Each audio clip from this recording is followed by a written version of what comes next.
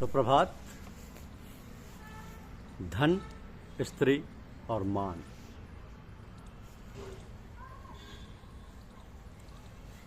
ये हमारी आज की आध्यात्मिक चर्चा का विषय। धन, स्त्री और मान।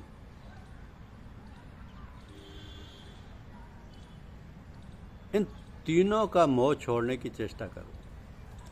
धन, स्त्री और मान। धन का महत्व हृदय से निकाल दो। दान और सत्कार के लिए भी धन संग्रह की चेष्टा मत करो। ना सत्कार की प्रवृत्ति के लिए ही किसी धनवान से धन मांग कर धन को महत्व प्रदान करो। अपने लोभ रहित न्यायोपार्जित धन से यथा योग्य सत्कार करो। उस माता लक्ष्मी को भगवान की गृहिणी समझकर भगवान के चरणों में भेंट कर दो। तुम तो माँ का दिया हुआ प्रसाद मात्र ग्रहण करो। माँ लक्ष्मी को कभी भोग्या मत समझो। तुम किसी सत्कार्य में लगे हो तो जहाँ तक वो बिना मांगे मिल जाए उस धन से सत्कार करो।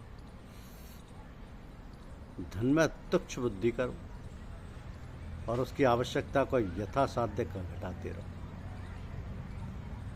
जिससे तुम्हें किसी से कभी कुछ भी मांगना ना पड़े। क्योंकि विषय वासना के वश में होकर सांसारिक बंधनों में फंसना मानव धर्म नहीं। स्त्री, धन, पुत्र, पशु, घर, भूमि, हाथी, खजाना, ये सभी नाशवान, क्षणभंगुर है, चलायमान। एकमात्र भगवान की भक्ति से प्राप्त मोक्ष ही अक्षय और सर्वश्रेष्ठ। तो सभी व्यक्तियों को भगवत भक्ति में लग जाना चाहिए।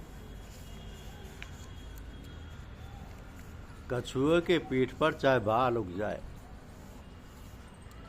बंध्या का पुत्र किसी को मार डाले, आकाश में फूल फल जाए, मृग जल से प्यास मिट जाए, खरगोश के सींग आ जाए, अंधकार सूर्य का नाश कर दे और बर्फ में अग्नि प्रकट हो जाए, परंतु राम से विमुख मनुष्य कभी सुखी नहीं हो सकता। हालांकि ये सभी चीज़ें बड़ी असंभव हैं जो बताई गई।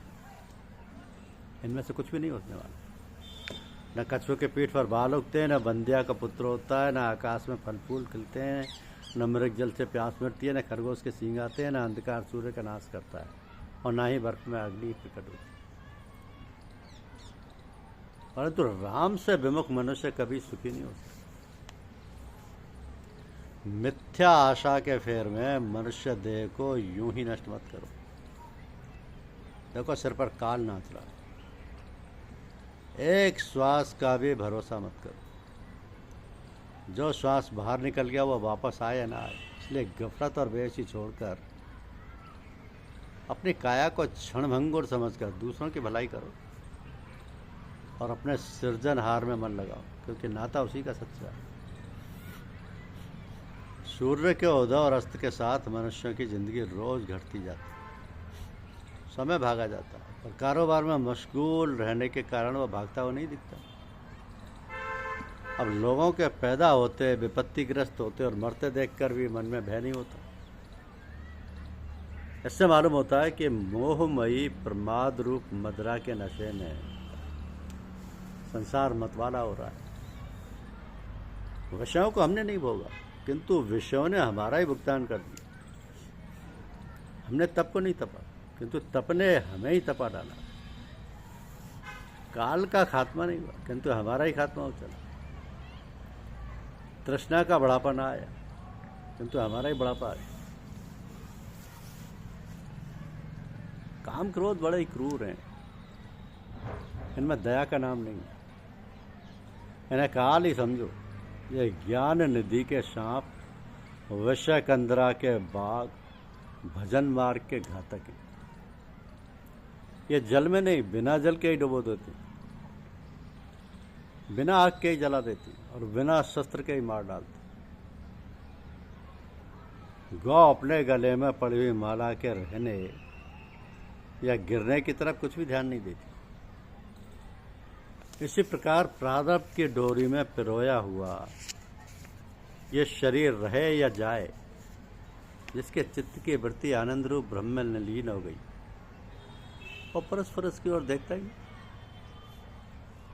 जब विवेक के द्वारा मन की सारी उपाधियां छूट जाती और वैराग्य के उत्पन्न हो जाने से गृहस्थी का बखेड़ा छूट जाता है, तब मनुष्य अंदर और बाहर दोनों ओर से मुक्त होकर योगी हो जाता है। तो लोगों के सामने अपने दोष स्वीकार करने में जिसको जरा भी संकोच नहीं होता, बल्कि जो इसमें अपना कल्याण मानता है और जो अपने अच्छे कार्यों को लोगों को बताना नहीं चाहता, तथा जो दृढ़ निश्चयी है, वही सत्यनिष्ठ और सच्चा साधक है।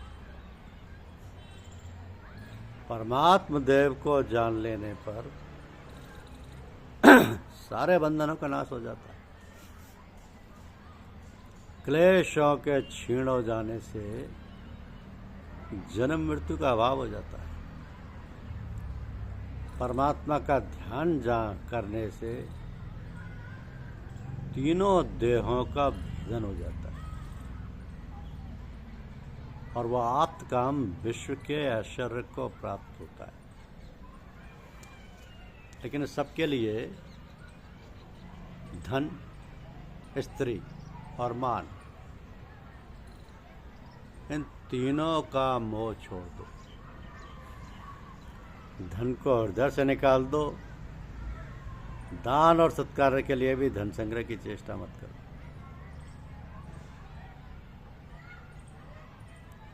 धन, स्त्री और मान, इसमें उलझ के रह जाओगे, तुम्हें कुछ भी प्राप्त नहीं हो पाएगा। तो एकमात्र भगवान की भक्ति से प्राप्त मोक्ष ही अच्छा और सर्वश्रेष्ठ है। अतः सभी व्यक्तियों को भगवत भक्ति में लग जाना चाहिए। धन्यवाद। यूट्यूब चैनल को लाइक और सब्सक्राइब अवश्य कीजिए। शुक्रिया।